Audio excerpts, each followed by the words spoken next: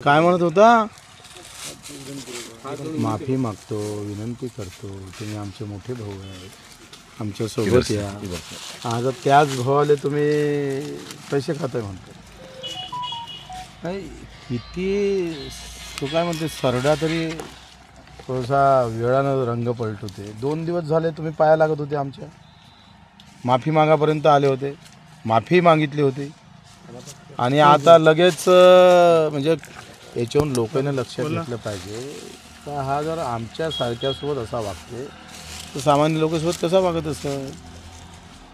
आणि हे हारलेल्या मानसिकतेतून बयान आहे तिचं. चित्र स्पष्ट आहे, हार नक्की आहे कुठल्याही परिस्थितीत. जे काही आज वक्तव्य येत आहे ना, आणि तुम्ही रॅलीतले अर्धे मतं आम्हालाच भेटणार आहे त्याच्यातले, तुम्ही फिकर नका करू. ते कसे गेले काय गेले ते सगळं आम्हाला माहीत आहे. त्याच्यानं मला असं वाटते का आलेले आमचे कसे होते, एकले सौभारी मनातून होते. मी रॅलीत पाहिले असन कशा पद्धतीनं आणलं जातं. आमच्या इकडे गर्दी नव्हती, निवड दर्दी पण होती. तिथं दर्दी आहेच नाही. सभा मोठ्या होईल कदाचित, पण मत अर्ध पण राहणार नाही, त्याचे मतदाताच नाही आहे आणि संपलेली गोष्ट आहे. मला नाही वाटत ते 3ऱ्या नंबरवर राहील काय. तर आपले ते आनंदराव आंबेडकर आहे का नाही, त्याच्या खाली जाऊन बसून म्हणजे क्रमांकावर 4थ्या क्रमांकावर नवनीत राणा 4थ्या क्रमांकावर राहील 100%.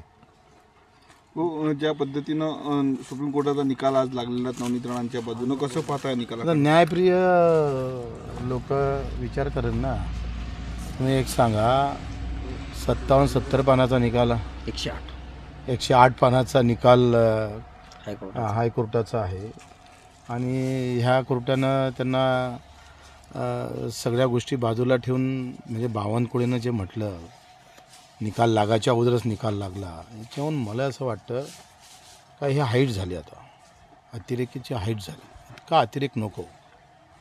निकाल लागायच्या अगोदर, हायकोर्टाचा निकाल लागायच्या अगोदर बावनकुळेमध्ये निकाल आमच्या हाती आहे.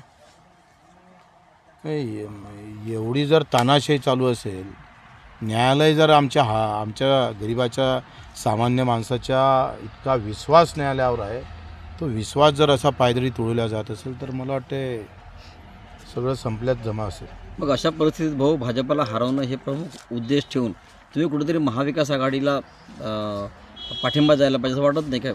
इतर ठिकाणी अमरावती सोडली तरी नाही, मला असं वाटते का जसे जसे दिवस येईल, गलतियाँ होने दो, फिर हम भी एक गलती के त्यांनी चूक केली, आम्ही ते दुरुस्त केली.